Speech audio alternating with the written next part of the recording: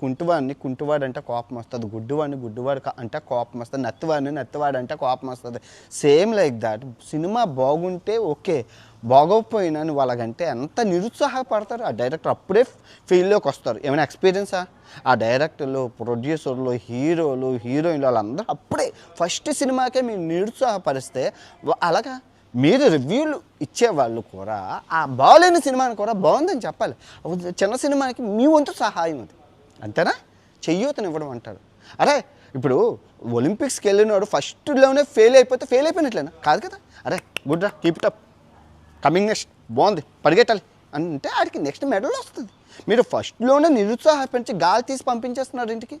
It's not right అమ్మా, కంప్లీట్గా wrong. మళ్ళీ నేను చెప్తున్నాను, ప్రొడ్యూసర్లు, నిర్మాతలు ఎవరైతే ఉన్నారో ప్రజెంట్ తెలుగు ఇండస్ట్రీలో మీకు కూడా బుద్ధి ఉండాలండి. ఇప్పుడు 1000 కోట్లు 100 కోట్లు ఖర్చు పెట్టి 1000 కోట్లు ఖర్చు పెట్టి ఈ పనికిరాని గొట్టంగాలకి మీరు ఆన్సర్లు ఇవ్వడం, మీటప్ పెట్టడం, అదంతా వేస్ట్ ఆఫ్ టైం.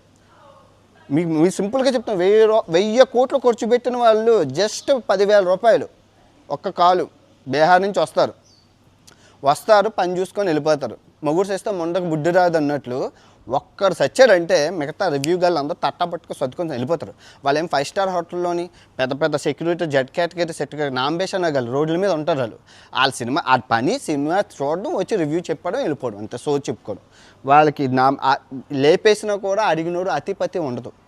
మీరు అదే చేయండి.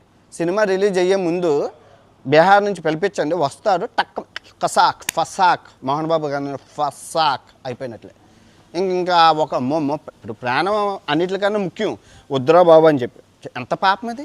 ఇప్పుడు మిమ్మల్ని ఒక్కరిని లేపేస్తే మీరు అంత ఫీల్ అయితే మరి సినిమా వెనక అతను 24 క్లాస్ లైట్ బాయ్ దగ్గర నుంచి అలా ఉంటారు. ఇప్పుడు ఫర్ ఎగ్జాంపుల్ నేనేనబ్బా, నా ట్రావెలింగ్